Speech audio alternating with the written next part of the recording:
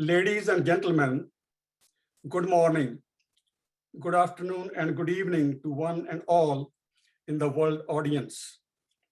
Welcome to our 7th International Online Conference organized by the Dr. Jasbir Singh Saini Endowed Chair in Sikh and Punjabi Studies and the Department of Religious Studies at the University of California, Riverside.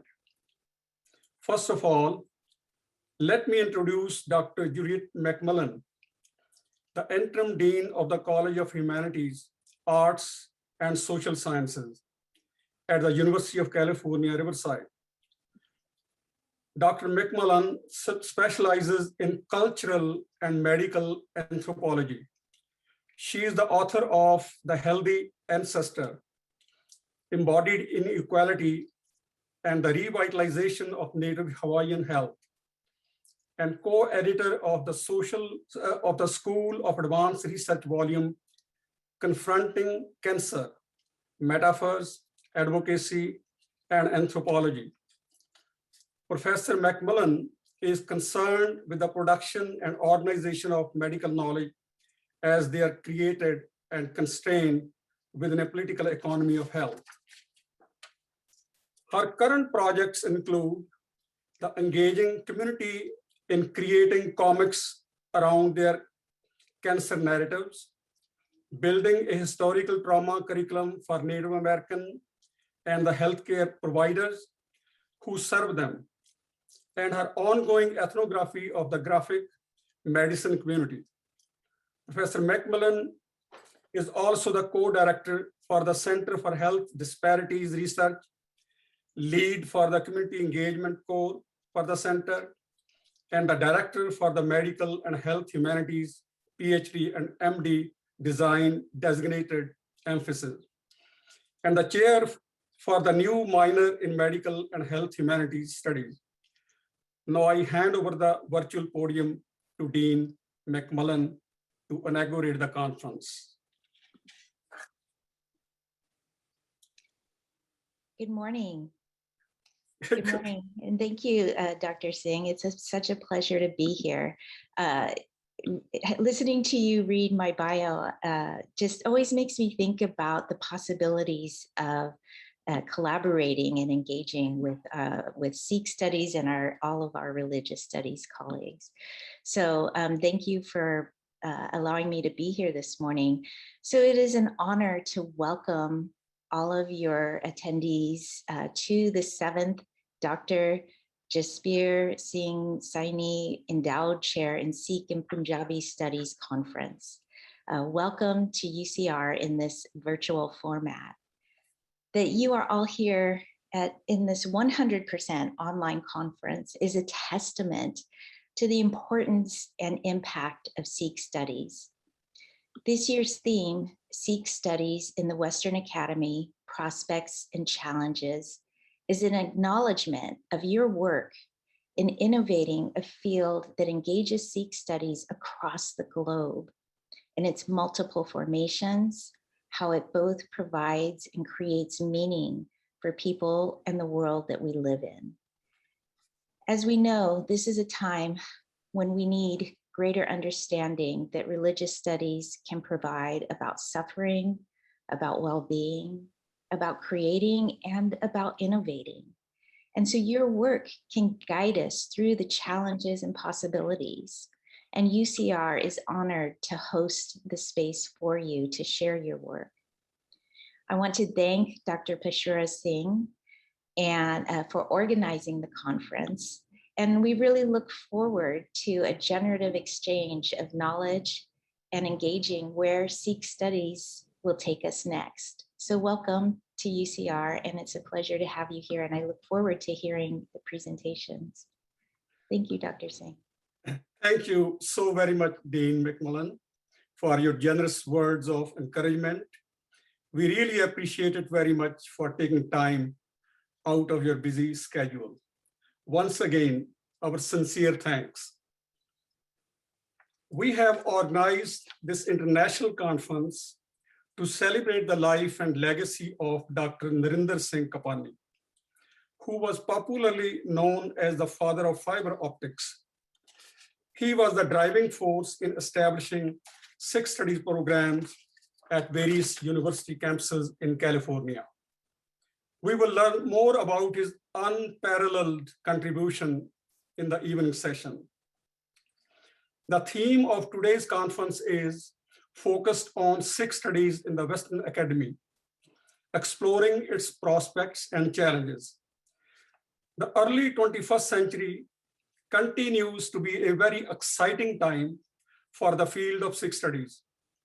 Within the last 2 decades, scholars have begun to question prevailing approaches to the study of Sikhism in both the West and India itself, to the point that this least examined and perhaps most misunderstood of South Asia's religious and cultural traditions is now an established part of curricula and scholarly programs across North America and England. Indeed, the establishment of the Sikh Studies Group within the structure of the American Academy of Religion, AAR, is an important indicator of this change.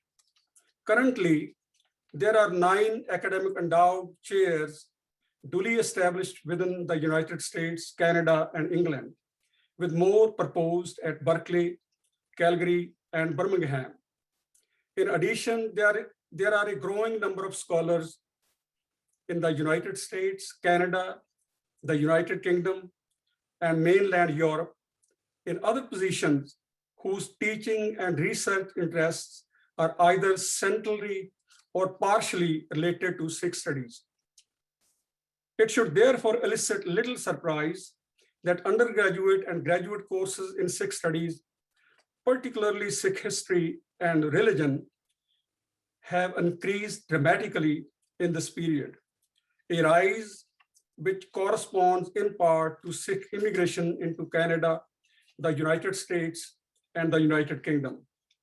A new generation of scholars and students has begun to engage with the Sikh tradition, and there has been a steady growth of scholarly literature and teaching resources on Sikhism in the last 2 decades.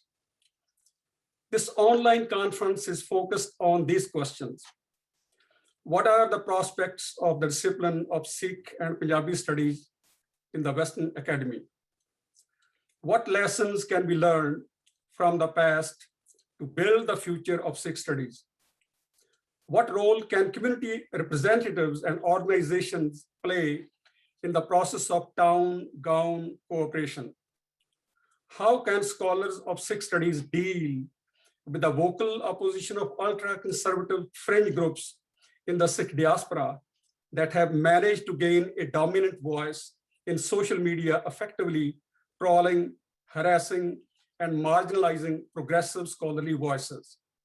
Is there a lesson to be learned from non-Sikh communities, how they have managed to negotiate similar dilemmas and problems, especially in the contemporary context when there is so much targeting of minorities, liberals, and dissent?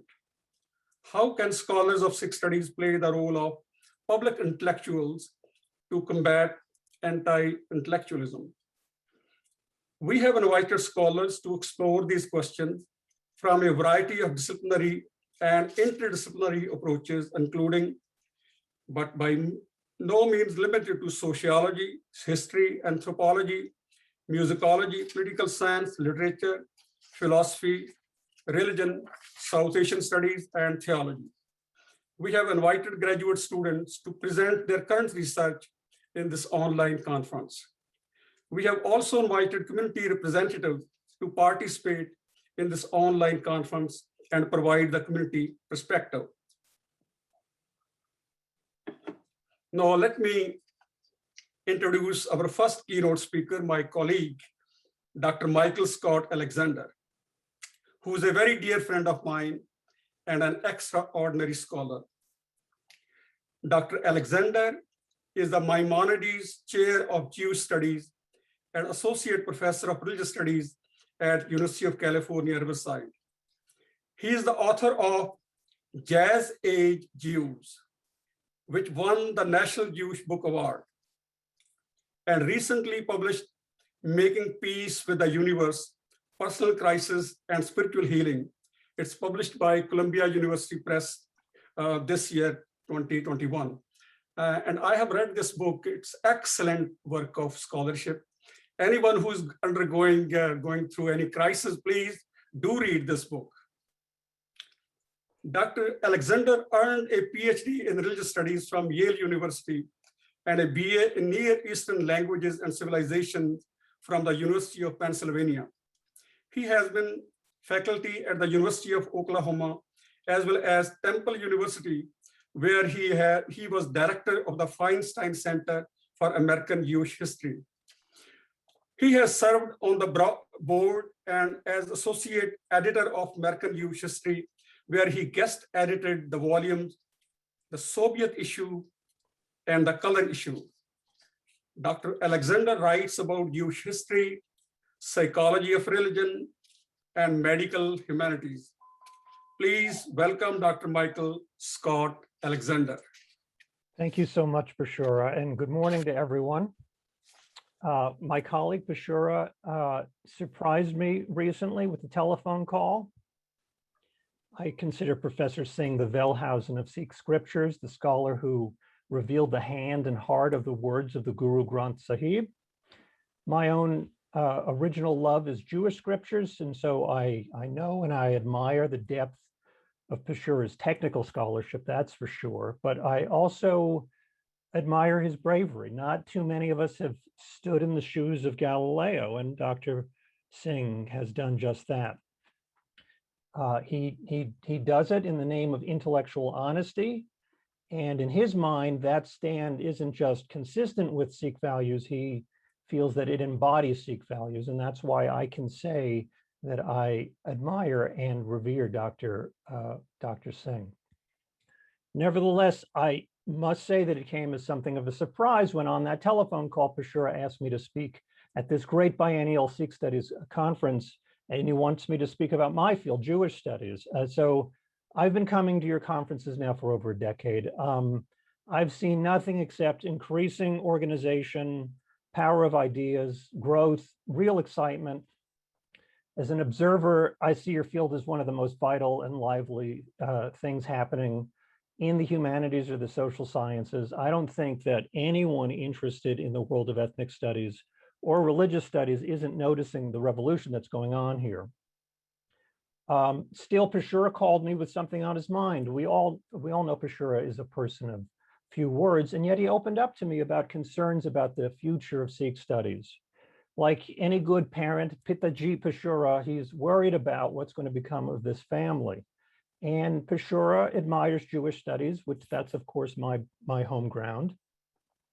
We've talked about this many times. He sees our fields as related, as do I, and perhaps even our peoples can be seen as related as well. At the very least, we have some analogous features. So Bashura asked me to say a few words about what we're doing over in Jewish studies, what's been the history of the field in America, what we're up to now.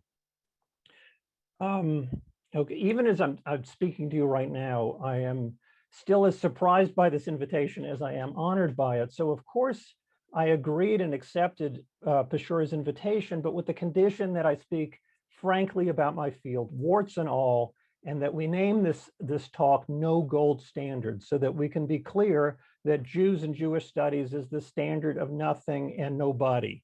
Jews are a living people with plenty of problems. As for us in Jewish studies, it's not always easy to distinguish instances in which the scholarly field examines the problems of a people, which I think is a laudable and a legitimate purpose of an academic field, and then the instances where the field seems to inhabit and maybe even repeat the problems of a people.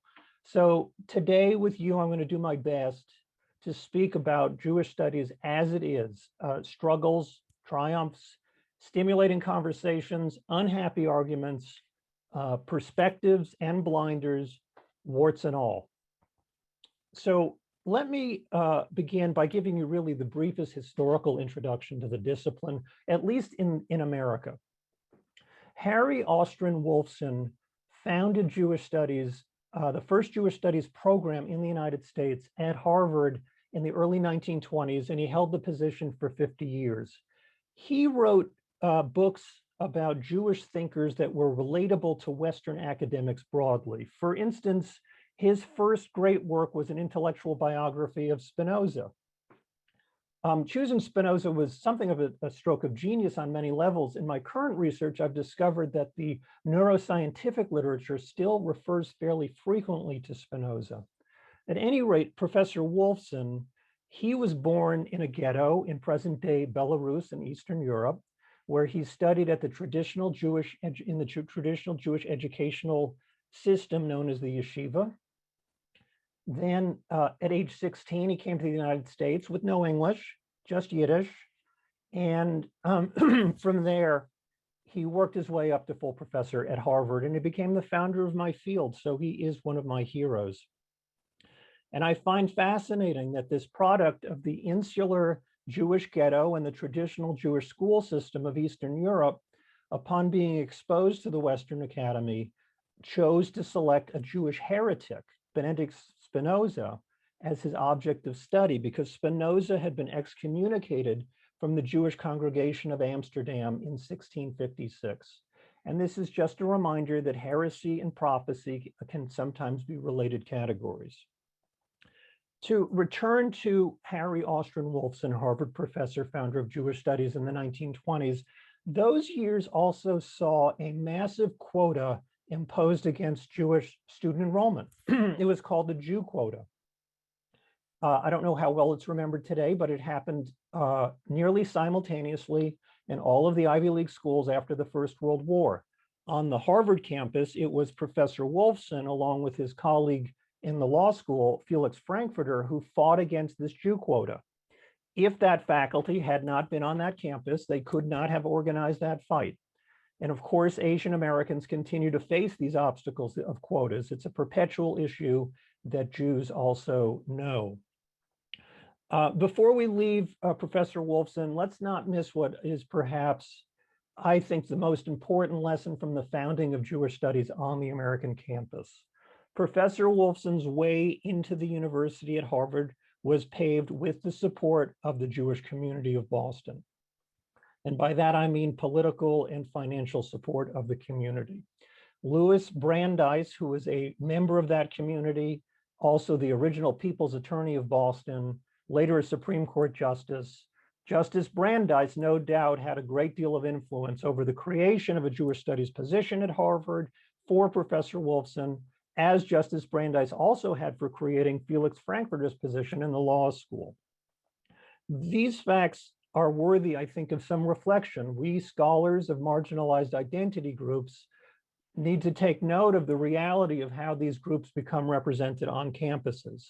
At the founding of Jewish Studies in the American Academy in the 1920s, and continuing in the American Academy today, 100 years later in the 2020s, funds and support still comes primarily from the community and really just minimally from the university itself. History departments don't get together at their meetings and declare, you know what we really need? We really need somebody teaching Jewish history. And the political science departments don't insist that they absolutely must have somebody teaching about the Sikh Kal Siraj. Friends, we know that this is not the case. It doesn't happen. So many of us are able to be here at this conference, and we're able to participate in the conversation of the liberal campus because of the continuing and heartfelt engagement of our communities. And then so many of us go ahead and then we write about heretics.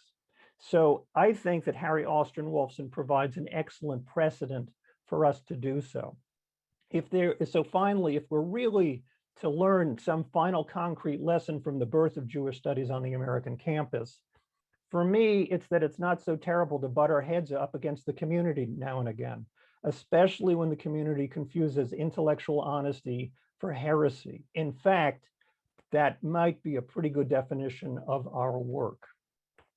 Now, let's go on a little sightseeing tour of Jewish Studies. I apologize, it's going to have to be brief. I can't cover the whole field. The Association for Jewish Studies, founded in 1969, which is not terribly long ago, currently lists over 20 divisions. And in fact, my listing of some of these gives a little bit of an overview of what Jewish Studies looks like in the year 2021. We have, of course, Bible and the history of biblical literature, rabbinic literature and culture, gender and sexuality studies, Holocaust studies, Israel studies, Jewish history and culture in antiquity, medieval, early modern, and modern times, Jewish languages and linguistics from antiquity to the present, Jewish mysticism, that's a little bit of a pet interest of mine, Jewish politics, good luck figuring that out. You'd probably have better luck with mysticism. Jews, film and the arts, Jews, philosophy, thought and theology, Hebrew literature, modern Jewish literature, Yiddish studies, Sephardi and Mizrahi studies, that's sort of North African, Middle Eastern Jewish studies, and social science. And if you're wondering how the association can only have one placeholder for all of social science, it's because the scientists have their own organization, the Association for the Social Scientific Study of Jewry, and I will spare you my listing the categories of that conference. So we can't cover anything close to that. Let's try to divide the Jewish studies field into two primary components, religious studies and ethnic studies, the academic study of Judaism, the religion, and the study of Jewry, the people. And I'm afraid I can only give you a taste of each of these. Let's first talk about the religious studies component. Religious studies is almost the easier of these two categories to consider, since it's now the least controversial to the community.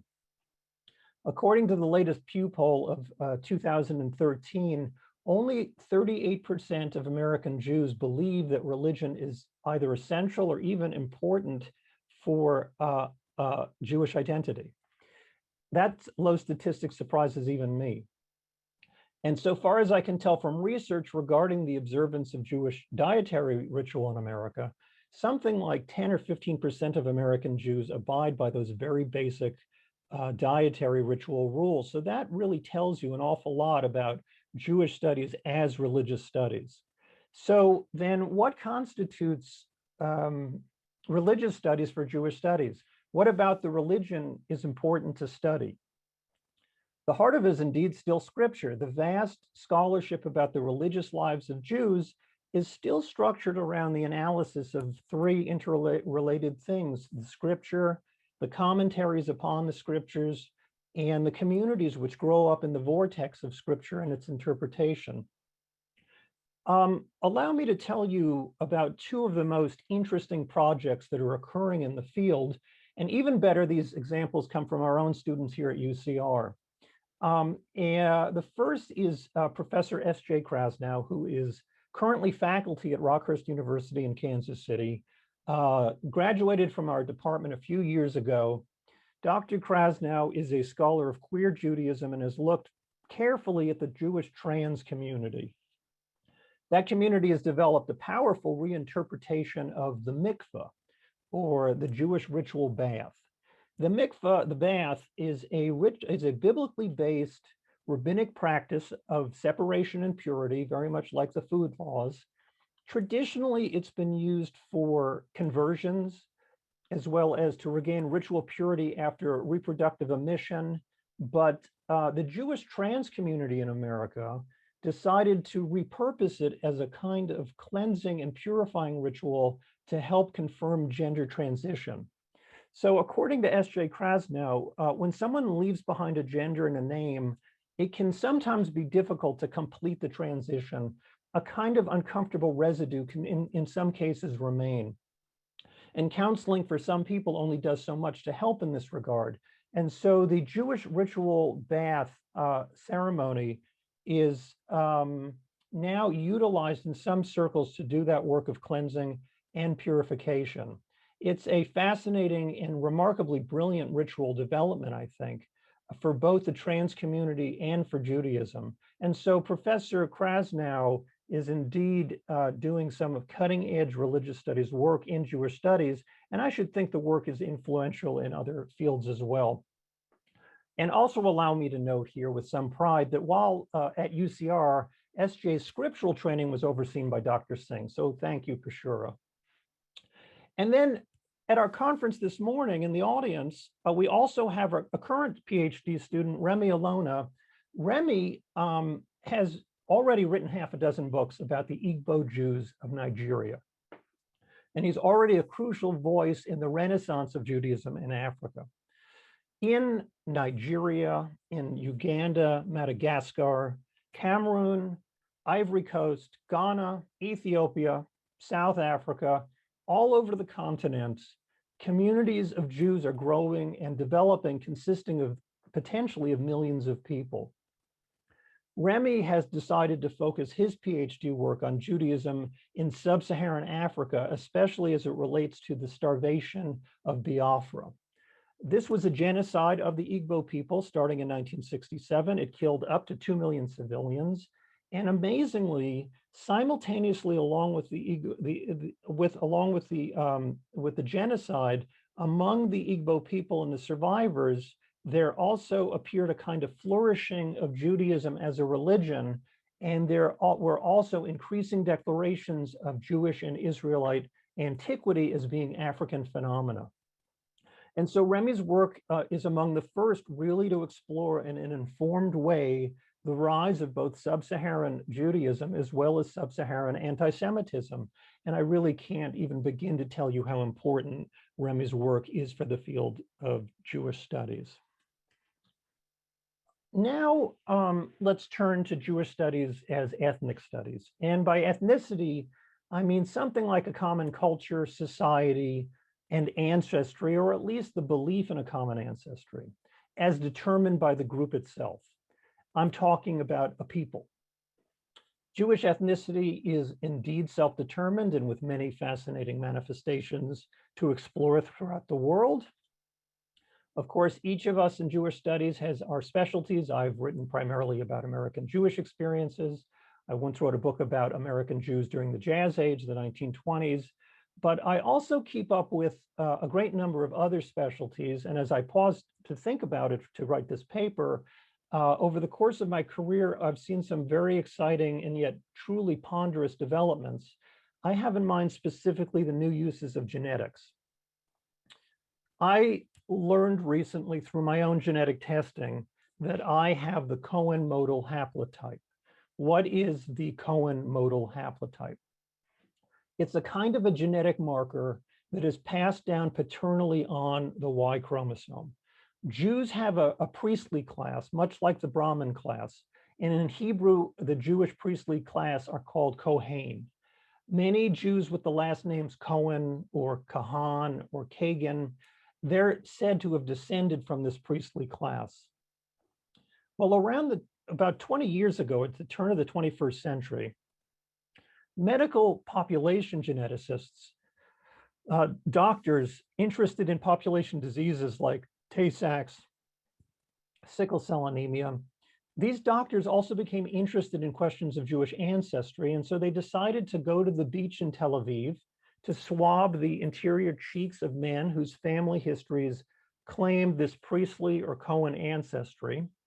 And lo and behold, according to several studies that I've read, a very significant majority of those who believe they are Cohen indeed share a genetic marker, the Cohen modal haplotype. It has been found among Ashkenazim of Europe, like myself. It's been found in North Africa and Middle Eastern Sephardic and Mizrahi Jewish populations. It has been found among the Bene Israel of Mumbai in India. It has been found among the Lemba, a Jewish tribe mainly in South Africa and environs. But wherever they may be today, this Cohen subtype derives from a founder who lived in the Middle East, likely in the Levant or Hejaz or Yemen, according to the genetics. And this founder of the Cohen priesthood lived somewhere in the window between 1200 BC and 500 BC, which is precisely the period when the Davidic monarchy first established its temple and the temple cult and the Israelite people. And so, as you can see, genetics is now part of the conversation in Jewish studies, which is both fascinating and, to my mind, more than a little suspicious, especially given the directions that eugenics has taken us in the past. I am profoundly ambivalent about the genetic turn in Jewish studies, and yet there it is.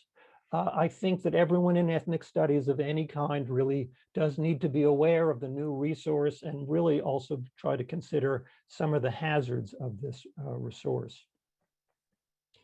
Now turning to my own field of American Jewish life, it's also now undergoing a sea change as people are starting to recognize that a color line has divided American Jewry for almost as long as we've been on the North American continent.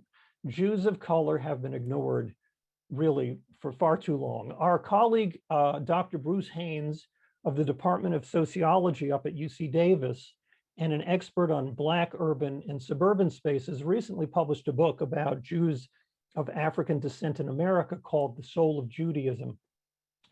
It's a masterpiece, and the thing is exploding in my field like fireworks right now, which is it's a wonderful fireworks show to behold, watching this, the cracking of the color line among the Jewish people. In that regard, I really must also acknowledge the great Tudor Parfit, who is a legend in Jewish studies, emeritus faculty at the School of Oriental and African Studies in London, and now a distinguished professor at Florida International University in Miami. Professor Parfit for the past 40 years has been something of a lone voice representing Jews of the global South. But at this point, he has really established this as a field. We now realize that Jewry has been on all continents and utterly multiracial for centuries, and it's only growing more so every day. However, Jewry is now only beginning to recognize the internal racism which hasn't allowed communities to recognize the legitimacy or even the existence of one another. And so that's not an easy conversation. Nevertheless, thanks to the brilliant work of scholars such as Bruce Haynes and Tudor Parfit, neither of them are Jewish, by the way, but because of their work, the racial divisions within Jewry are being spotted and I hope dissolved. Now, if the concept of Jewry as a multiracial ethnicity makes you scratch your head, as it certainly makes me scratch my head, then I can firmly welcome you into the world of 21st century Jewish studies. Okay, let me, that's all very helpful. I just needed to refresh myself before we get to the difficult portion of this talk, the hard stuff. What is the hard stuff? Jewish nationalism, the Jewish state, and anti-Semitism. So Jewish nationalism and anti-Semitism can't be treated separately. So I'm going to jump in here with a statement which I believe to be true, although many may find it debatable, including some of my colleagues in Jewish studies, but I can only give you my perspective, and here it is. Jewish nationalism, commonly called Zionism, is as legitimate and as problematic as any other nationalism. Allow me to explain what I mean by this. Jewish nationalism, like most other nationalisms on the planet, is the political will of an ethnicity to administer its own state, especially its own police force and its own military. Perhaps not all ethnicities hold such a national desire for statehood, but many do. When an ethnicity gets pushed around enough by a violent majority or an imperial force, often the ethnic group seeks to split off to create its own borders, form its own military and police, and thus assure itself that this people will not be policed and pushed around on ethnic grounds. If I'm a Jew living in Israel, I don't get pushed around for being a Jew. I do in most other places on the planet, but not in a Jewish national state. Unfortunately, in that same national haven for Jews, other people do get pushed around, and I will get to that crucial problem in a moment. Believe me, I will. Minority ethnicities around the globe understand that it is very dangerous not to have your own state. The Armenian genocide of a century ago, which the American government amazingly only just recognized last week or so, the Armenian genocide really sets the stage for understanding Jewish nationalism and state aspirations. And I should think it actually helps explain many other ethnic nationalisms as well. As you remember, the failing Ottoman Empire lost hold of the Balkans at the end of the 19th century. as as Christian nationalists in those regions managed to gain their own nation states, such as Bosnia, Serbia, Romania. At that time, ethnic Turkish Muslims who had been living in the Balkans for centuries were ethnically cleansed. They were pushed out with violence. And some of those Turkish refugees, having been ethnically cleansed themselves, upon arriving in Anatolia, themselves turned around and became Turkish nationalists, Turkey for the Turks. And they in turn moved to clear out the Armenians, yet another ethnic people containing yet another nationalist movement similar to the earlier Balkan independences from the Ottomans.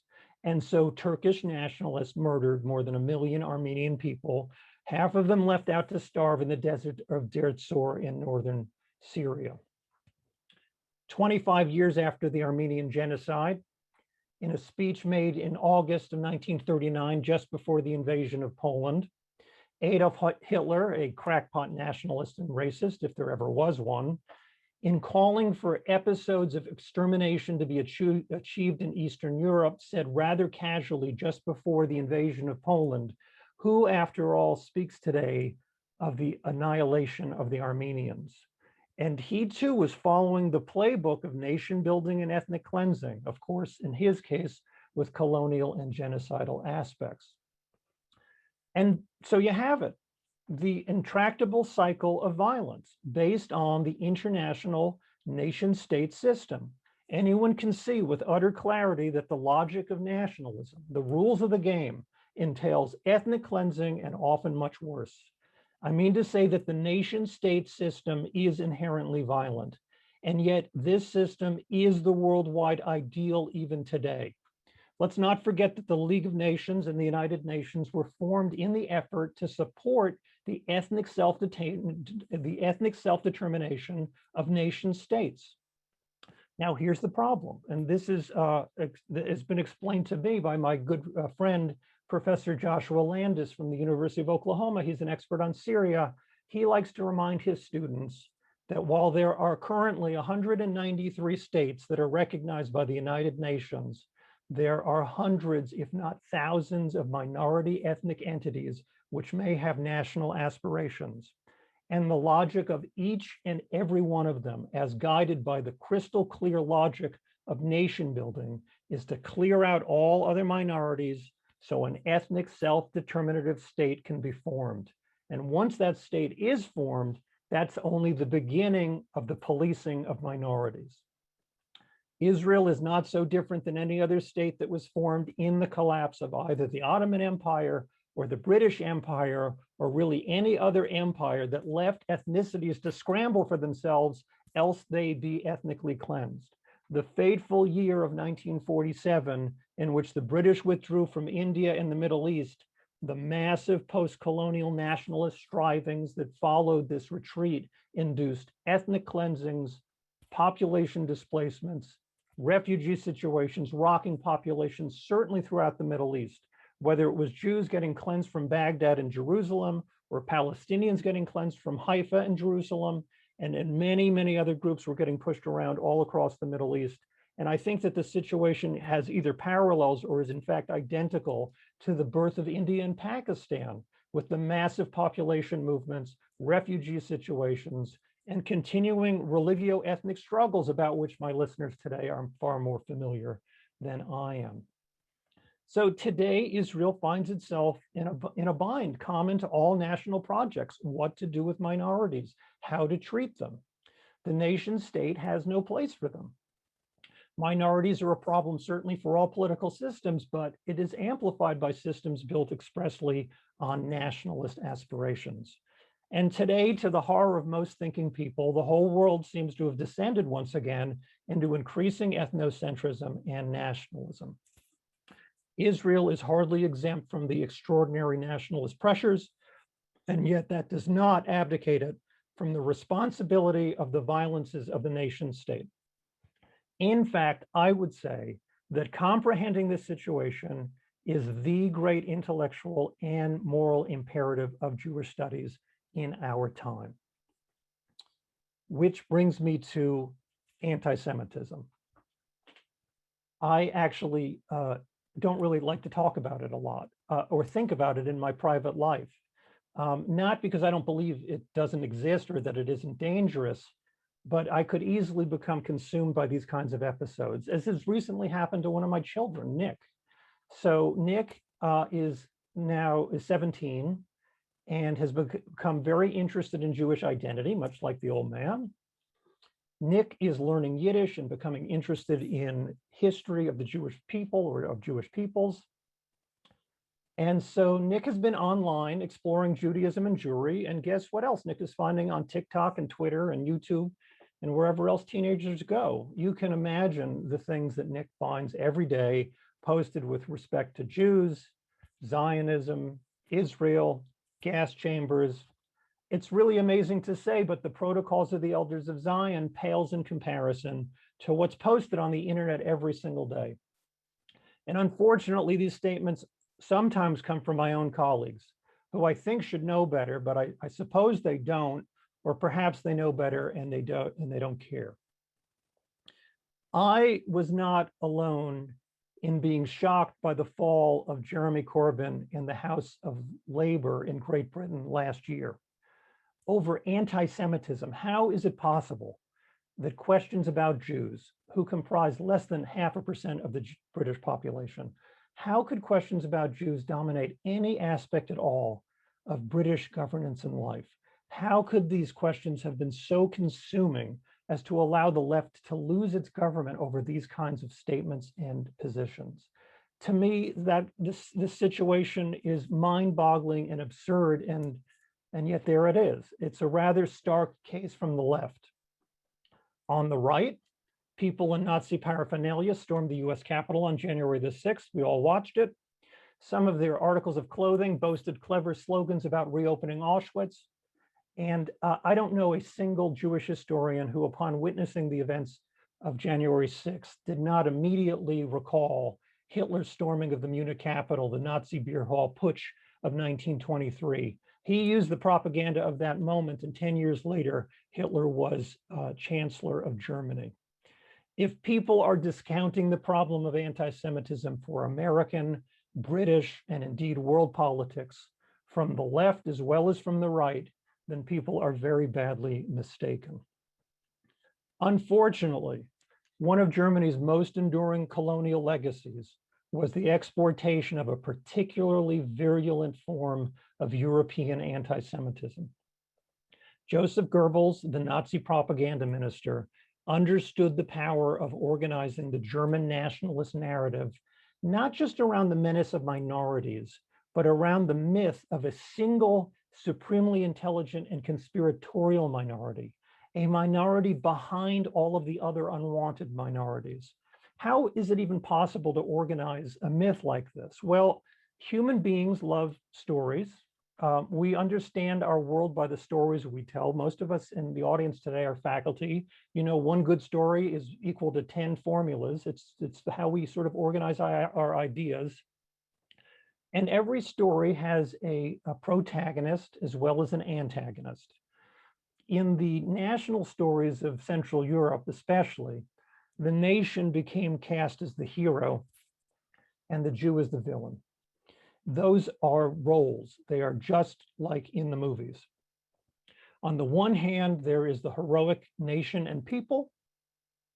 And on the other hand, there is the Jew in the role of the anti-nation and villain. By virtue of these story roles, Jews become the conspiratorial force responsible for otherwise inexplicable problems in nation building. The blame for any national problem always lies in the Jews and never in ourselves. Does that sound familiar? I'm sure it does. That is the myth of anti-Semitism. The myth now serves this function in nationalisms worldwide. Joseph Goebbels, in recognizing the power of myth, exported it through radio, print, and visual media in Baghdad, Jerusalem, Cairo, North Africa, Eastern Europe.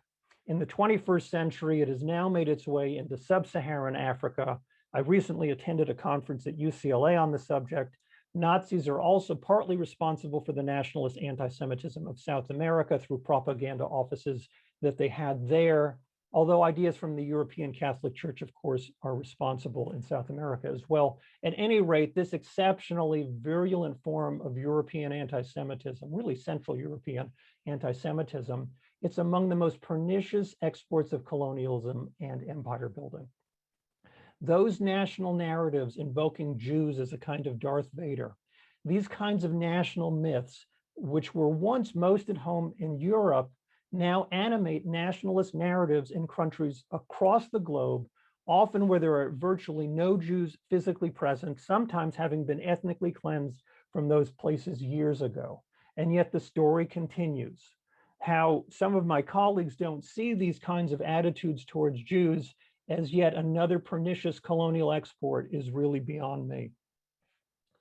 I only have a couple of minutes here to conclude. Let's finally discuss where it is that Jewish studies intervenes in the real world. What's the practical import? Our communities and our supporters want to know. Where can we see Jewish studies, or really any community-supported identity studies, doing its work? And I would say there are two obvious places, at least. One is the memory complex. And this regards all aspects of Jewish life as it is fed by Jewish studies in the academy. So all of the museums, all of the documentary films, all of the educational programming for children and the lectures for adults, all of the popular journal articles and newspapers, the raw materials for all of these are first provided by faculty. Typically, the professors dig up the stories and the facts that make it into the museums and the documentaries. And so that's a pretty important function of our work. Excuse me. Unfortunately, real discussion of the Jewish memory complex would have to be its own talk. That's a pretty sophisticated thing at this point in time. Besides the memory function, I'd say that our other purpose is simply to participate in the university conversation. Ideally, we're here to try to listen to one another and to learn from one another. To be honest, it was at your Sikh Studies Conference that I first learned about Bhagat Singh Thind and the Supreme Court case of 1923. And it was here at this conference that I first learned about the massacres of Punjab of 1984. I lived through them, but I didn't really know much about them, but I learned about these things from you. And now I teach about them in my classes. And that's what I mean by the university conversation. And of course, all of us today are speaking in our classrooms about the atrocious violences we're seeing every day committed against Asians in America. And none of us forget that after 9/11, it was the Sikh community and Sikh scholars who recognized and relayed to the world the fact that Sikhs were being targeted for violence and American terror, among other groups, but this was extremely important, and it was really Sikh scholars and community who raised this awareness. To my mind, this is the conversation we're supposed to be having in our hallowed halls of academia. We're supposed to be getting to know one another. We're supposed to be learning to see things as others see them. I'm an old liberal. What can I say? I think that we should invite as many perspectives to our campuses as possible.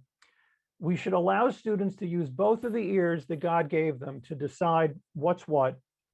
And by the time they graduate, students should be empowered to join in that conversation intelligently and with ruthless honesty. And that's really why I'm so proud to have worked alongside Dr. Pashura Singh for all of these many years. And that's also how I personally try to approach Jewish studies, with intellectual honesty, warts and all. This is heady stuff. It can be difficult stuff. I think it's important stuff. When I become overwhelmed, as I often do, I return to the wisdom of my favorite rabbi from the Mishnah, Rabbi Tarfon, who was Jewry's greatest theorist of labor. Rabbi Tarfon used to say, "The day is short, the work is much, the workers are lazy, the reward is great, and the master of the house is pressing."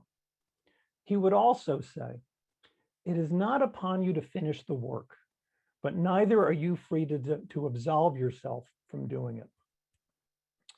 To my friends in Sikh Studies, I am honored once again to listen in while you go about doing the work. And thank you again, my friend Pashur Singh, for granting me this morning one of the great honors of my career. And so allow me to be among the first to congratulate this year's honorees and scholars by wishing you all a stimulating conference, as well as the brightest future for Sikh Studies on the American campus. Thank you very, very much.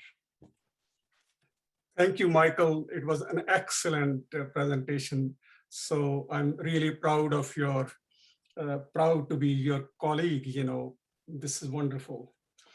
Now let me see if we have questions from people, you know. There is one question that I will read for you. I found your talk fascinating. This is Guru Harpal Singh, who was the dean at SOAS in University of London. Yeah.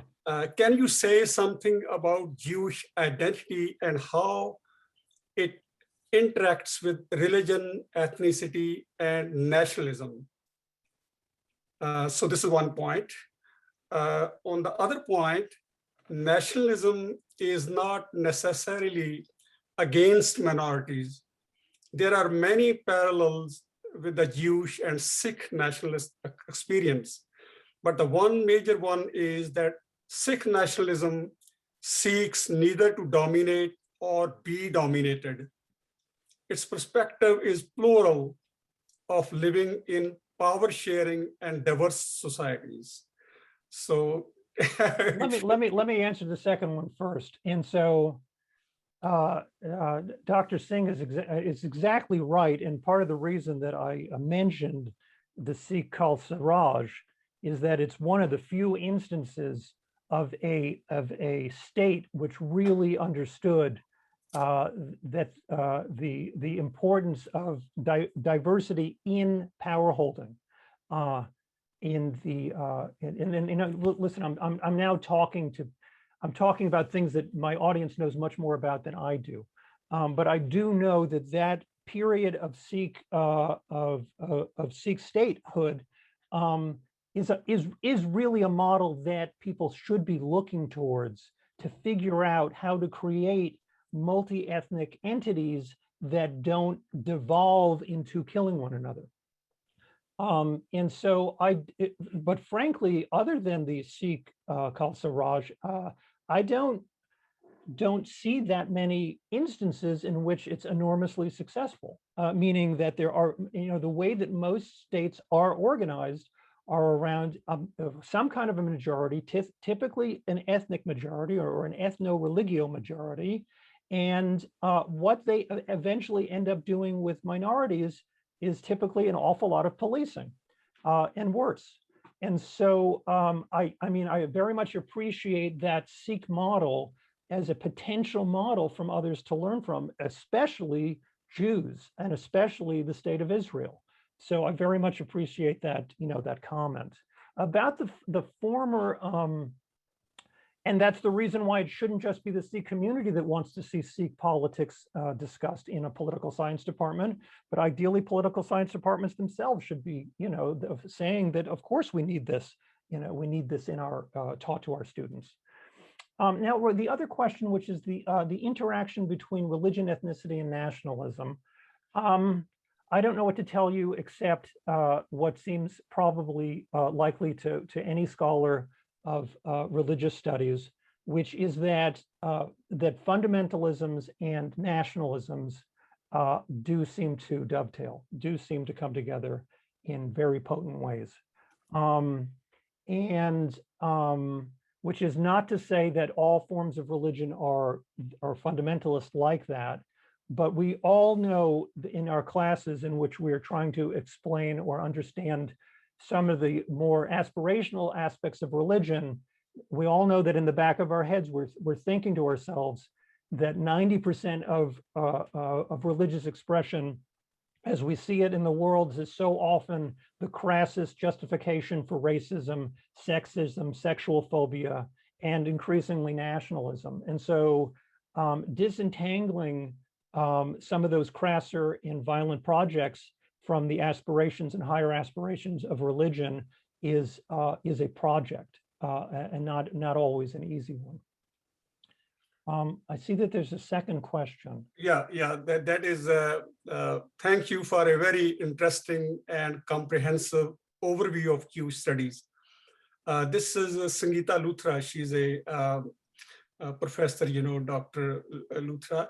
And your final statement about the critical need for ruthless honesty is absolutely appreciated. However, this emphasis on honesty can be misinterpreted.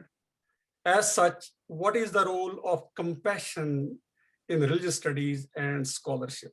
I mean, it's an interesting way that you've formulated the question, and I agree with it. And I think that the compassion aspect is the empathetic aspect. It's the sympathetic introspection that every scholar should try to achieve in trying to imagine the imaginations of other people and where they're coming from. So to be honest about the position and to come to one's own opinion about finally whether or not one agrees with somebody else has to come from intellectual honesty. One can only follow their own conscience regarding what they finally believe. But in forming those opinions, I think it does come from fundamentally from a position of not just compassion, but kind of empathy. And besides, it's not just compassion. It's to my mind, it's more maybe you're right and I'm wrong. And so that's the intellectual honesty aspect that I think is so crucial. People, it's not a Jewish saying. I think it's an Italian saying that God gave us both ears. We're supposed to use both of them.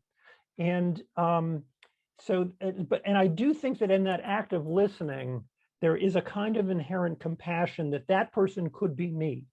And therefore, let me listen to what they have to say. And I guess that's the best that I can do with that. We have another question from Dr. Anshu Malhotra. She is a chairholder at Santa Barbara.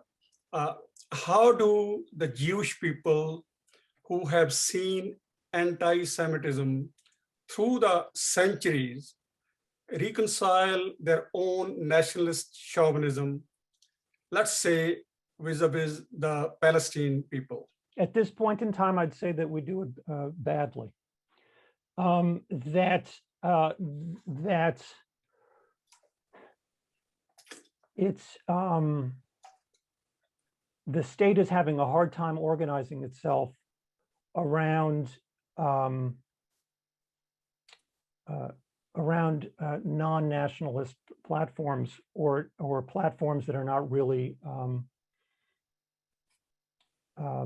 devolving into basically pushing around Palestinian people and having utter control of the West Bank. And that it comes from fear, of course. And yet it's also not the majority. And that I would say that forces, I mean, if one cares to look at the moderates and folks on both sides of the Israeli-Palestinian issue that are trying to get together to talk to one another and to sideline the nationalists on both sides, there's actually an awful lot of discourse going on and forward-thinkingness among both groups and both peoples. And those are peoples that the moderates are the ones that kind of recognize, I would say, the insight of Martin Luther King as he, in America, our most successful figure in, moving us forward with these kinds of, equality and civil rights issues. One of the great insights of King that I know that, I see it online, people quote him all the time and think about him. One of the great insights that he had was that white people needed to be made part of the solution and could not be considered only the problem. That if the problem was going to go away, that white people needed to be included in that process and to feel part of the process. And Israelis need to figure, and many of them do believe and know and realize that Palestinians need to be part of that solution. And many moderate Palestinians feel the same way about Israel and Israelis. And yet we all are on Twitter and we all have seen this nationalist discourse, take over elections in countries. And it's a louder megaphone, nationalism. And so it's an extraordinarily difficult, it's very difficult to sideline the nationalists. And in the Middle East, it can be very, very violent. Anwar Sadat was killed for making peace with Israel. Yitzhak Rabin was killed by a Jewish nationalist for making the peace agreements of 1993 and 1994 with Jordan and the Palestinian Authority. So it's a very dangerous game, and yet there are brave people that are trying to do it. And I can only say that it's worth our encouragement. And I thank you for thank you for your wonderful presentation. I mean, she appreciates very much. All right. Well, for sure, if we're not seeing further questions, that's, people can take a break maybe. I don't know. I don't want to keep people forever. Yeah. Okay. Just final, let me ask you, just for my own knowledge, how many Youth Studies chairs are in American universities? Oh, I couldn't even tell you, but I would say chairs? Chairs, endowed. Well, chairs. They're not always, they're often endowments, and they're not always specifically linked to somebody holding the chair. Yeah. I should have looked up the number. What I should do is look up the number of members of the Association for Jewish Studies. Yeah. And I would assume that it must be 500 or 600 scholars. And most of them have their positions on campus. Well, now not all of them are in secular universities. Some of them are, at Jewish institutions. But of the ones that are in, either private schools that are not Jewish or public universities, there must be at least 200. I would imagine. Yeah. And yeah. Okay. You have two more questions actually. Professor G.S. Sohota from UC Santa Cruz.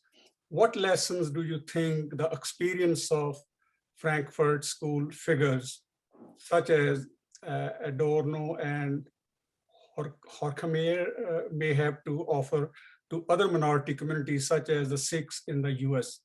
I'm thinking of Peter Gordon's recent book, Migrants in the Profane, as a resource for grappling with the questions of religion and secularism as defined by a majority community for the minority. It's a trick question. You got me. It's a trick question. So I don't have a specific answer for you. I would say that the community of Jewish scholars post World War II, obviously, were all thinking about the issues of nationalism and how to supersede them. How to create a multi-ethnic entity that does not devolve into ethnic rivalries, first of all, trying to conquer one another, and secondly, splitting off and becoming the Habsburg Empire as it dissolved, or the Ottoman Empire as it dissolved, or the Russian Empire as it dissolved. They were all thinking in the wake of both the First World War and the Second World War that these multi-ethnic entities like the Habsburg Empire and the Ottoman Empire and the Russian Empire, they fell apart, they devolved, and then suddenly all the ethnicities were left to fend for themselves and to put up their own walls and their own barriers, their own militaries, and create their own police forces so that any internal rivalries, as they saw it, could be cleansed. And so, those scholars that came out of Marxist tradition that wanted to imagine that there were ways that the economy could soften or to supersede these kind of national and ethnic rivalries is certainly a path that people should be thinking about. My own way of thinking about these things as I teach classes like the State of Israel and the Holocaust is that, unfortunately, ethnic identity does seem to be something of an atom of political life on the planet. Meaning, I understand that there are scholars that believe that these things are constructed, and in fact, I believe that they're constructed as well. But that doesn't mean that they're any less violent or dangerous or organizing in terms of identity. We have a faculty member over in Georgia Warnke she's in philosophy, and she has a wonderful book called After Identity, in which she describes kind of the illogic of both of ethnicity, of race, and of gender, that basically if one looks at any of these kinds of categories by which people define themselves and exclude others, if you look at any of these logically from the point of view of philosophy or logic, they don't make any sense. And I think that that's entirely true. And from that, one can try to move forward beyond them. Nevertheless, the fact, and in fact, what she says in her book is that they make as much sense as sports team affiliations, like why I might like the Mets or the Dodgers versus some other team. And while I think that's completely true and helpful in terms of trying to figure out how to move forward, it doesn't deny the fact that if one is a Dodger stadium and one wears the wrong color clothing of the opposite team, it can get you killed. Meaning that these things are fictions, but they are working fictions. And ethnicity is a deep one, even if it is constructed. It's a deep one. It has long roots. People that in religious studies especially understand the long roots of these rivalries, and having them come undone is not an easy thing. It really is it was the problem of 1918, and it's the problem of 2021. There's another question by Manpreet Kaur Singh. I think she's my daughter.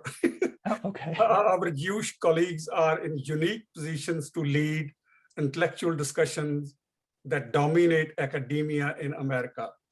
What are some factors that lead to enforcement of rules or conservative tendencies that might obstruct academic freedom? This is a tough crowd. Nobody's throwing any softballs. Everybody's so okay. I mean, I don't have a specific answer for you except to just keep walking the walk and talking the talk.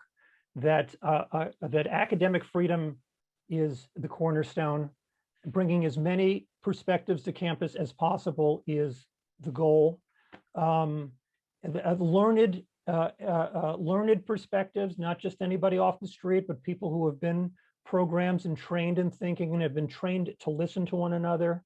But once brought into that community of scholars, masters and PhDs, and in the other disciplines, it is now our obligation to keep the project moving forward.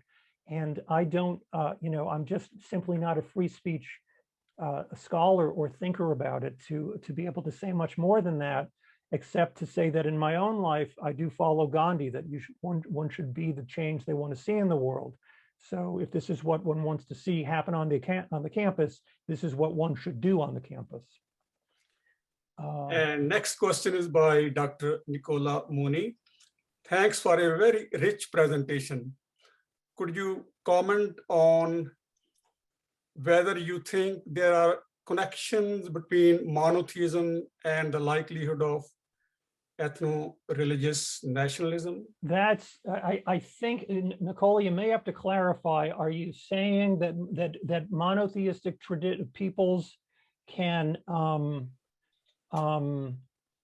because of the belief in one God, can come together, or are you saying that because of monotheism, there's a kind of strict boundary between us who are the children of the monotheistic God and everybody else? Like, I'm not quite sure where the question is going. I guess I can answer it in either event. I simply don't know. I personally am not sure. I don't know how much weight I give to theology as a structuring of these kinds of questions. I really see the ethno-religio thing as a single unit, meaning that that peoples have cultures and identities and differences between us and them, which the religions can reinforce, and religions, I don't know, I just see that it's as a kind of a reflexive relationship, whether or not it's monotheism or polytheism or any other form.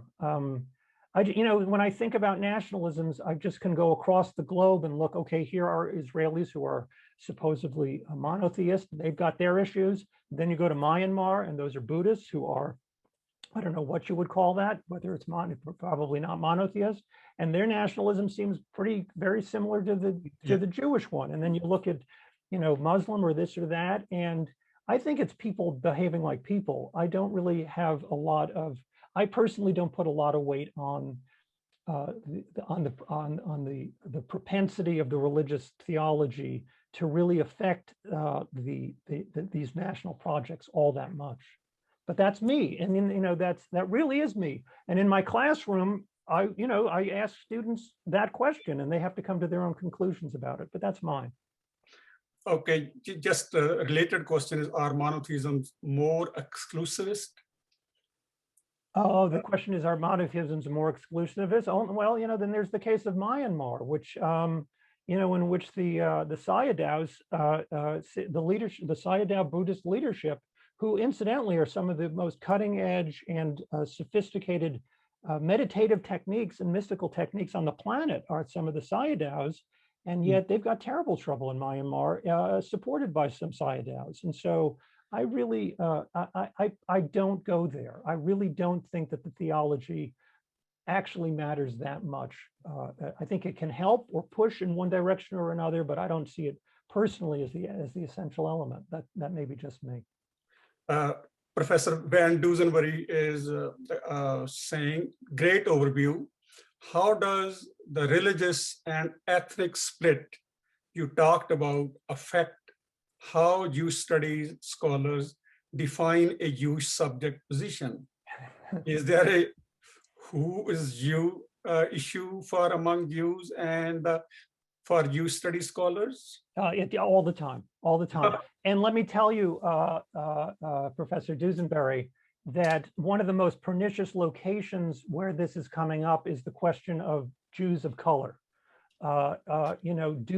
When someone who is African American declares themselves to be Jewish, there's instantly among many white Jews a kind of clarification here. When did you convert? Did you this? Did you? How is it that you are legitimate? And so basically, how can you be a Jew if you're not white? And so these conversations are extraordinarily pertinent and lively, and that's basically all we talk about in a sense. What counts and what doesn't count. But then again, one can actually think about religion as the same function. I mean, I think that the rabbis of the Talmud were sort of asking the same question. What does a Jew do? Does a Jew light candles at this time, or does a Jew light candles at that time on the Sabbath?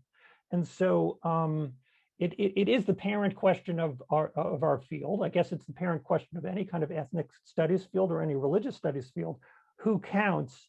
And I guess as scholars, we do both. We both sort of perceive what the group is saying, and then in some instances, we push the group a little bit harder, and as I see happening regarding race questions, especially among the Jews, these really brave and unbelievable scholars, I talked about them before, Bruce Haynes about American Jewish history, especially of Jews of African descent, and Tudor Parfit, who's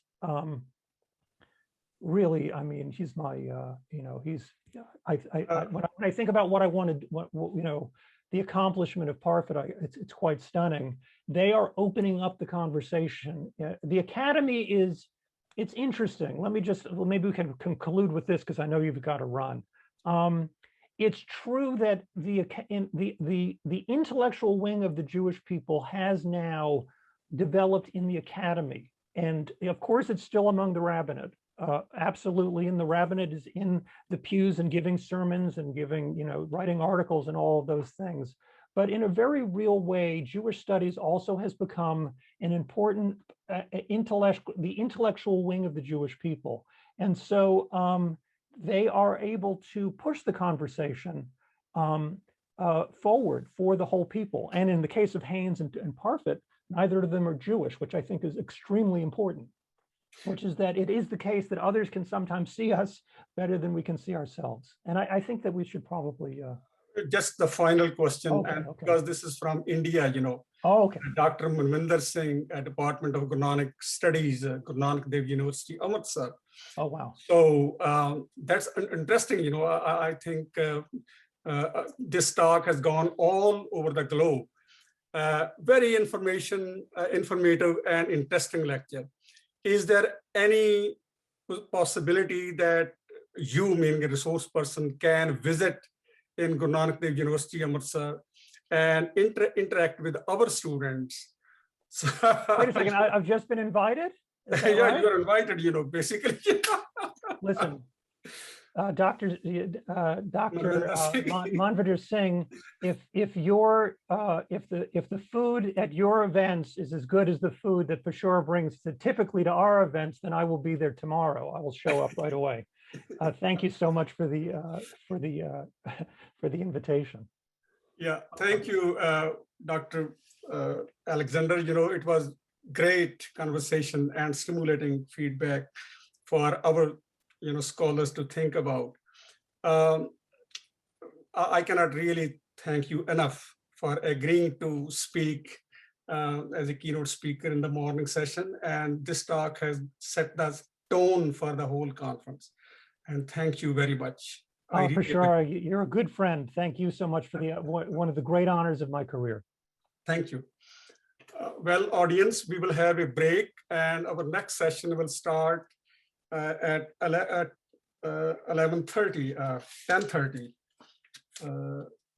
10:30. So we will have a break, and thank you so much. All over the world, people are participating, and we will have a great conference. Thank you very much.